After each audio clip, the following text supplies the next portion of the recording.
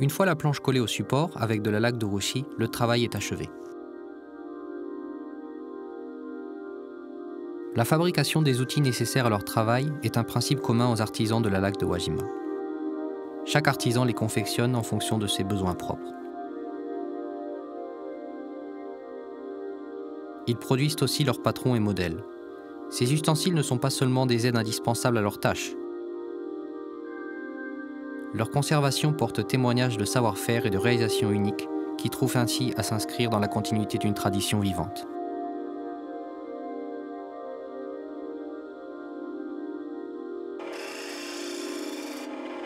Le choix d'un matériau approprié, allié à l'expérience et l'imagination d'un bon artisan, constitue dans toutes ces disciplines le socle indispensable à la réalisation d'un article de grande qualité.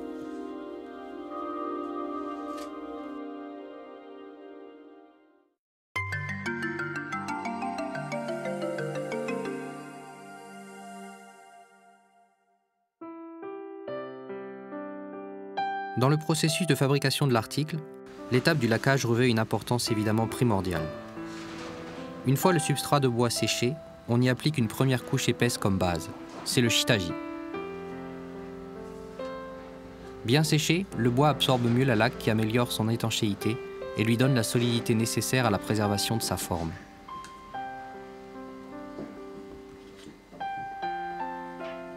La réussite d'une bonne première induction est un des secrets de fabrication des articles de grande qualité.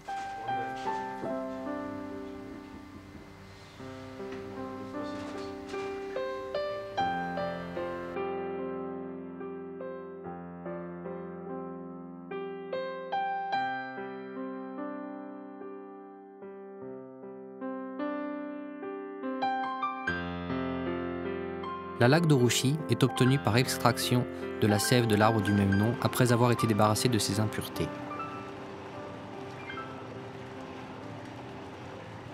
Mélangée et chauffée de manière à en ajuster le taux d'aquosité, on obtient ainsi une laque satinée que l'on nomme seisei urushi.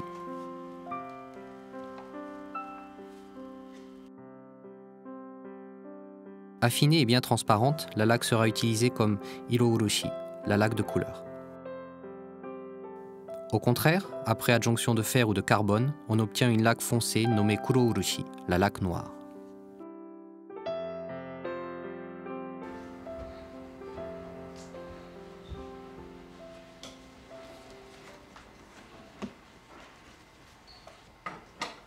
Voici l'étape du nuno-kise. Les parties les plus fragiles sont renforcées avec du tissu, le plus souvent en lin, appliqué avec de la laque d'urushi mélangée à de la colle de riz.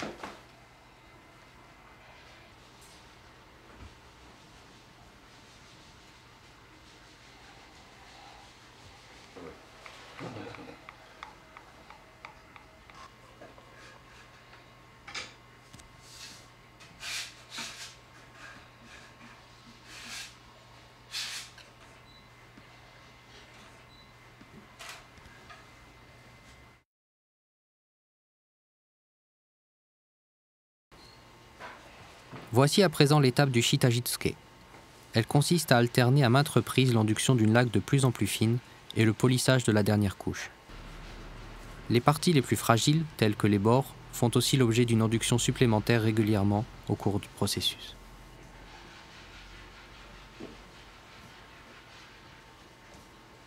Ce procédé d'induction répété n'a pas pour seule finalité que de rendre l'objet plus résistant.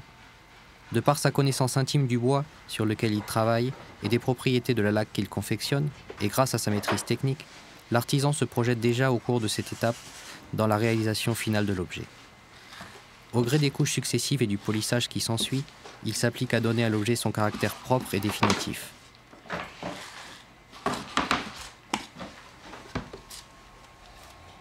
Cette étape qui ne permet aucune erreur revêt donc une importance primordiale dans le processus de fabrication de l'article.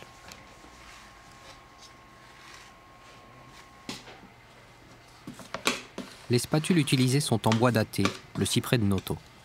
L'artisan laqueur, le norishi, qui détermine par la délicatesse de son travail l'aspect final de l'objet, choisit et change ses outils précisément en fonction de la forme et du caractère qu'il souhaite lui donner.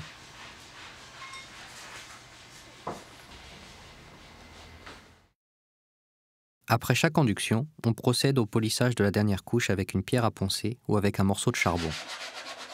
Ceci permet à la fois d'égaliser la surface et de favoriser l'adhérence en vue de la prochaine induction.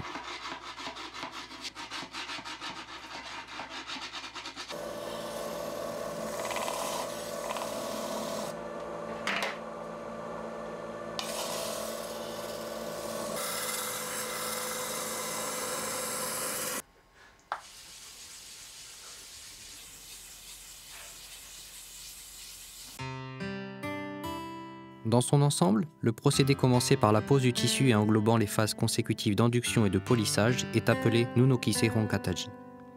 Ce procédé est au cœur de la tradition japonaise de fabrication d'objets en lac. À Wajima, cette technique a été maintenue avec ferveur, se transmettant de génération en génération et se perfectionnant avec le temps pour atteindre des sommets de raffinement artisanal. Dans tout le Japon, différents ingrédients sont utilisés pour enrichir la sève d'urushi. À Wajima, on utilise uniquement de la terre de diatome, appelée ici terre de Wajima Jinoko.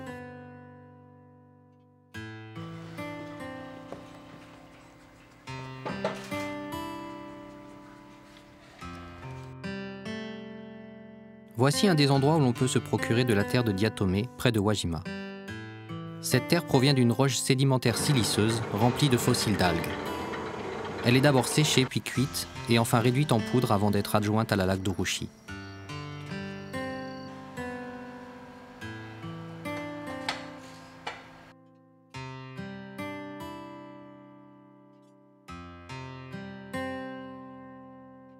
Constituée de fossiles d'algues, cette terre est remplie de spores, lui donnant sa qualité absorbante.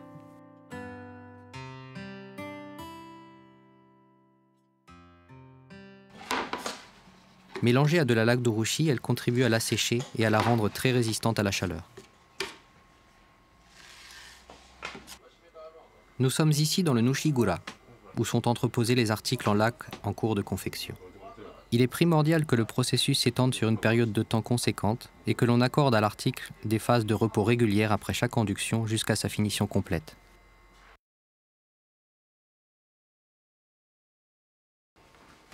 La dernière couche enduite procède de l'étape dite de l'uanuri. À l'aide d'un pinceau constitué de cheveux, on applique une couche de laque particulièrement fine de la meilleure qualité. La poussière est l'ennemi majeur à ce stade. La laque ne supportant pas les effets marbrés, l'artisan fait aussi particulièrement attention à passer une couche impeccablement homogène.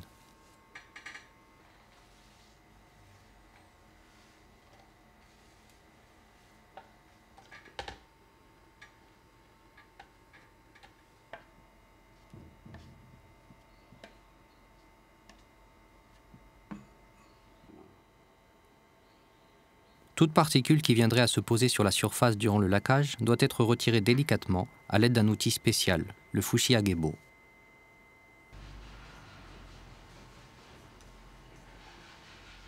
La laque utilisée pour l'uanuri est filtrée à l'aide de papier traditionnel japonais, le washi, dans une pièce à l'abri de la poussière.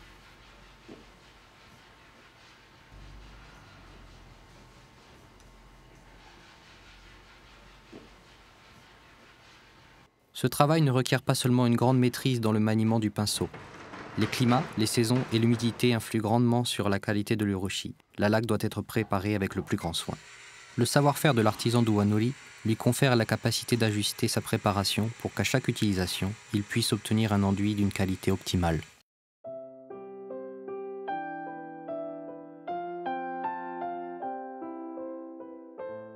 Les divers procédés entrant en compte dans l'artisanat de la laque, dans chaque région du Japon, ont pu se préserver à travers les siècles jusqu'à notre époque.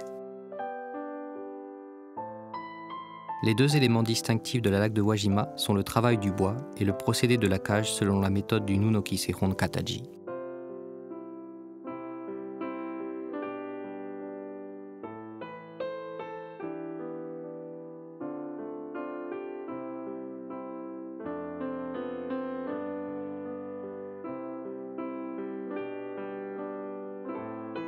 Ouverts à l'expérimentation, certains artisans de Wajima ont pu s'intéresser et s'essayer à d'autres techniques. Mais il n'en reste pas moins que la recherche de la qualité demeure au cœur de leur travail et de leur attachement à l'art multiséculaire dont ils sont les héritiers.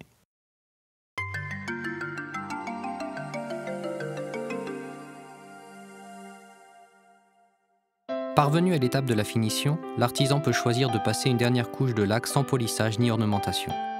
On appelle cette finition nuritate ou encore hananori. L'application de cette couche afin qu'aucune poussière ni trace de pinceau n'y subsiste requiert une grande habileté. La brillance calme et douce de la laque constitue le principal charme de cette méthode. Au contraire, l'artisan peut polir à nouveau la dernière couche, l'imbiber de laque et la lustrer jusqu'à obtenir un éclat transparent d'une rare profondeur. Cette finition est appelée rohiro.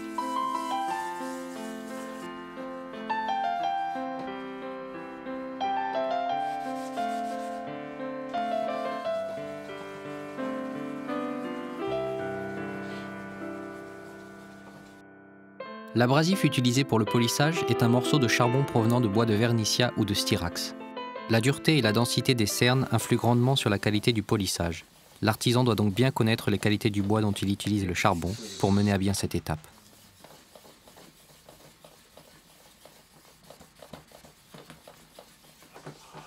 Après avoir poli la surface, on y réapplique de la laque que l'on fait sécher et l'on répète plusieurs fois la même opération jusqu'à obtention d'une surface parfaitement lisse. Ensuite, l'artisan polit une dernière fois la surface avec une poudre extrêmement fine qu'il enduit sur chaque partie de sa main.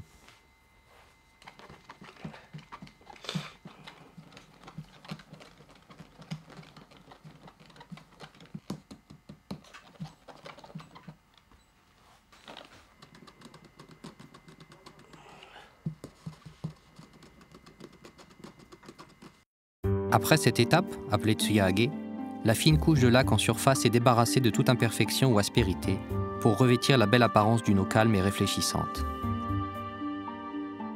Cette transparence limpide fera ainsi mieux ressortir l'or et l'argent de sa parure ornementale. La suppression des aspérités de la surface, son imprégnation répétée de laque et le polissage déterminent une dernière couche remarquablement fine et lisse. Un article en finition rohiro, en comparaison de la finition en nuritate, de par la délicatesse de son éclat, donne volontiers l'impression qu'il doit être manié avec de multiples précautions. Pourtant, sa surface très lisse lui permet d'être débarrassé plus aisément de toute saleté après chaque utilisation. Il existe de nombreuses autres techniques de finition, appelées kawari nuri. Elles consistent à répandre sur la surface de l'article de la poudre d'or, de la nacre ou encore des éclats de laque séchés à des fins décoratives. Toutes ces variantes demeurent la tâche de l'artisan de rohiro, le rohiroshi.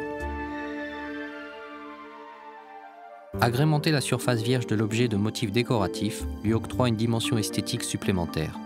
Voici des exemples d'ornementation suivant les techniques du makié ou du chinkin.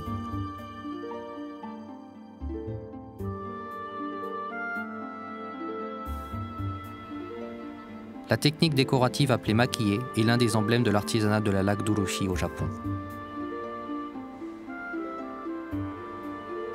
Les motifs sont dessinés à la laque que l'artisan applique au moyen d'un pinceau.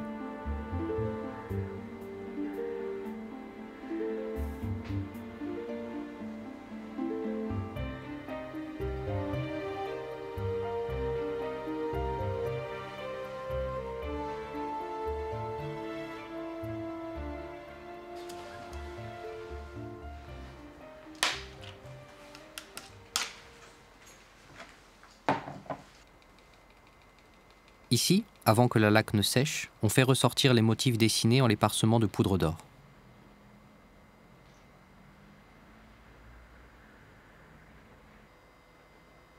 On applique alors à nouveau de la laque sur le dessin et on le polit.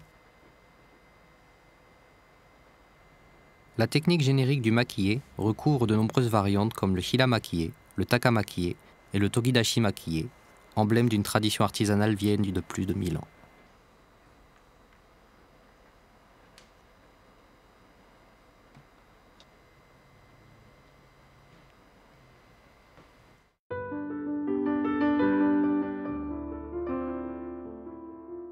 Tout un univers de splendeur éclatante et de dessins sophistiqués caractérise l'art du maquillé.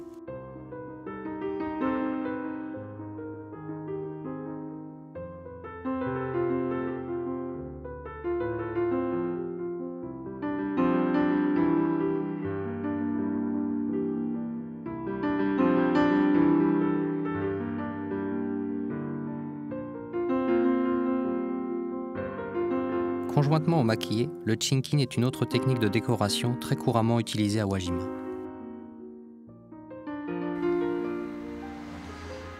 Le chinking consiste à faire apparaître des motifs en les gravant à la surface de l'article avec l'aide d'un burin à extrémité arrondie.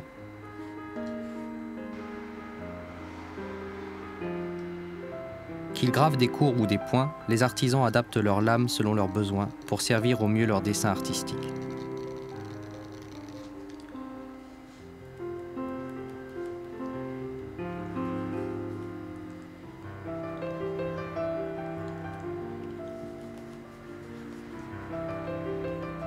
Après avoir enduit les rainures avec de la laque, on y fixe de la poudre ou bien de la feuille d'or.